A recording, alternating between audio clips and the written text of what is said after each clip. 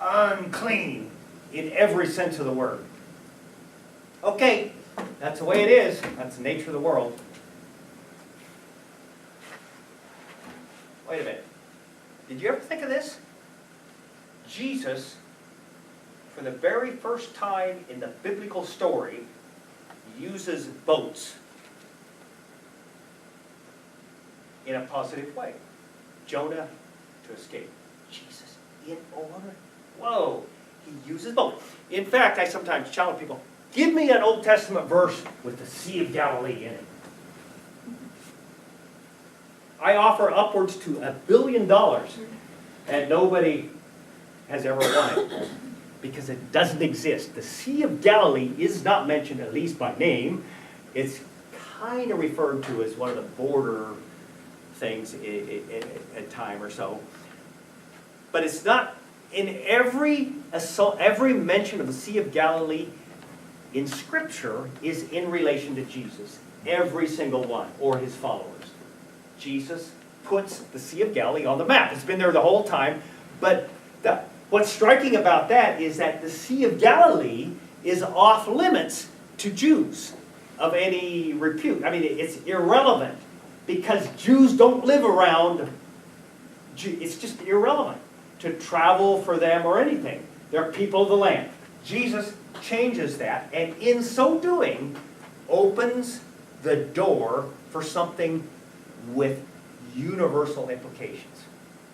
Sea of Galilee.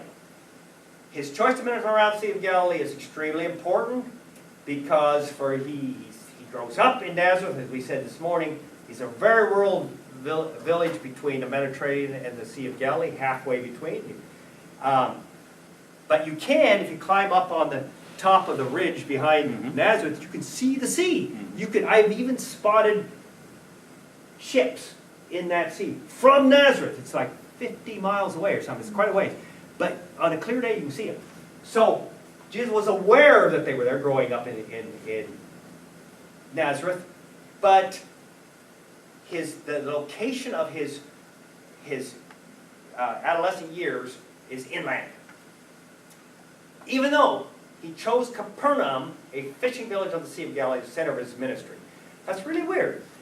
Rome, during that same time, is building the town of Tiberias as a capital area of Roman presence on the sea, and at the same time as Jesus establishes kind of his base of operations from Capernaum, which is a fishing village, which is populated by fishermen. And from the near area, and that's sort of the headquarters of the industry, he calls several fishermen as his disciples, and these fishermen become key leaders of the Jesus movement. And the question I always like to ask people, okay, why? Why do you think Jesus chose to minister around the Sea of Galilee? Nobody else has up to this point, and nobody does in the rest of the story. Nobody, not even his disciples. Sea of Galilee. Why did Jesus choose fishermen as disciples? And why did fishermen become key leaders in the Jesus movement? We got you answer question number. Okay. You answer question number 1. Number 2, number 1. Number 3. 1. How did I say? 1, 2, 3? No, you said over there 1. 1. 2. 2, 3. 4. No, There's no fourth with it. Take your pick. Answer one of those questions. Okay, huddle, just, and we're going to take like a minute. So just think about it for a minute, give like a 2-word answer or whatever you want.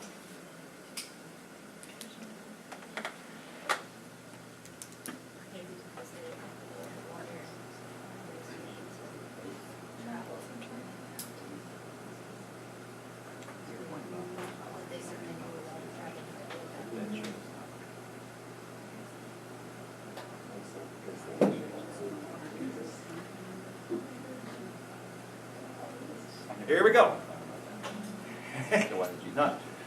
What you come up with? Why did Jesus choose men around the Sea of Galilee? Maybe his it's easy to get to from the sea. Okay, accessibility.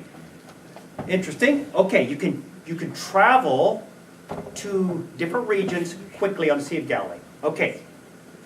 Fishermen. They don't have, they're not static, they don't have belongings like other people. And they move. They're movers. Constant movement. They relate to people all around the Sea of Galilee and move They come all in the time. come in contact with people that are different. Okay. Fishermen, by the way, are not mentioned either positively in virtually anywhere. I mean, nobody knows fishermen. They're not Jews who do that, at least religious Jews. So we got accessibility, people on the move. And maybe Why? Jesus likes fish, I don't know. He likes to eat fish. That was my contribution. We don't know. I bet he did, grilled fish. Seafood. Yeah.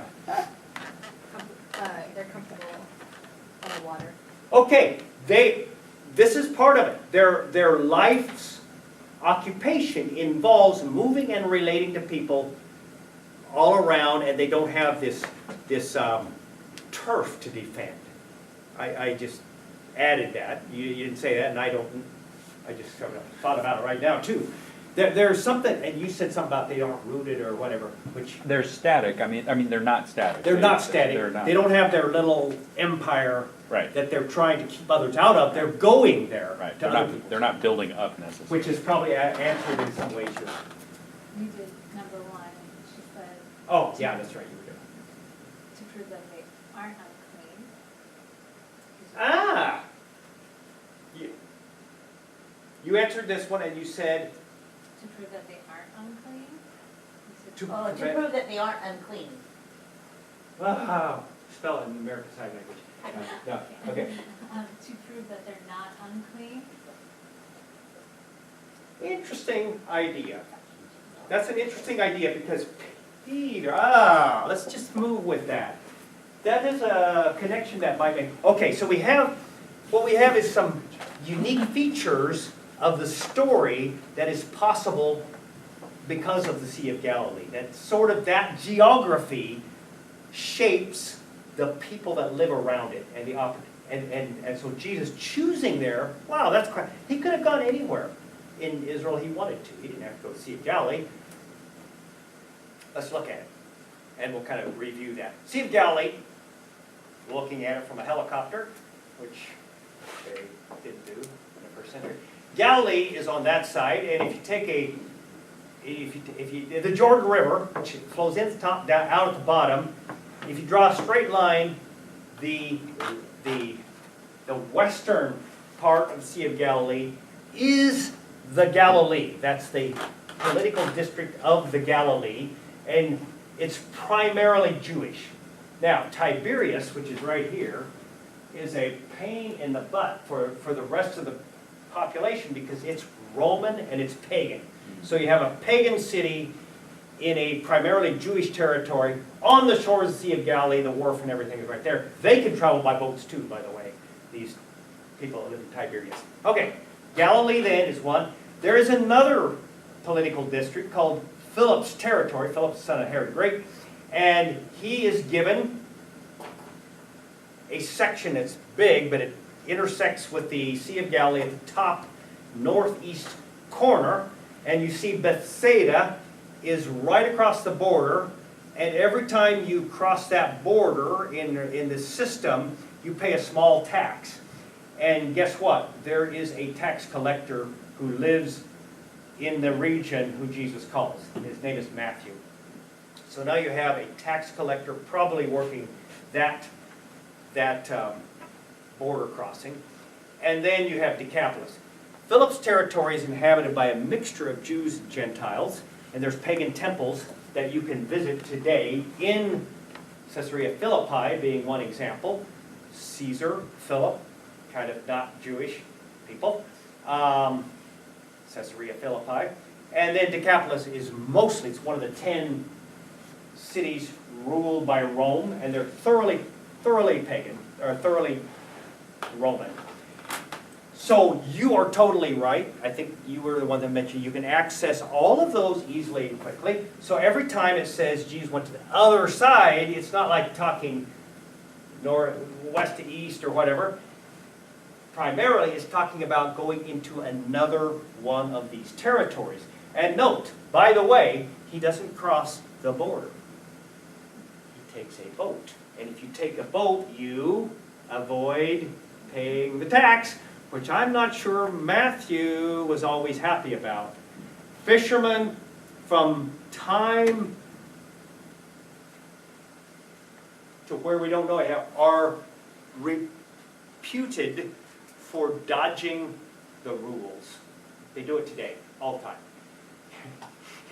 You can catch fishermen smuggling things and all kinds of things. Fishermen are expected to be kind of lawless, which means that when you pick fishermen, that's the best represented occupation in the Jesus group, you are connecting with people who are suspected and indeed guilty of doing stuff like this. And Jesus is actually with them. I mean, is it illegal? Probably not exactly, but it avoids, they're savvy. They know how to work the system, which answers question number 3. You can navigate the Roman Empire if you can navigate the Roman Empire in Galilee. You're not afraid of them. You actually connect with them and sell them fish and stuff. So they're not necessarily only your enemy, they're your client.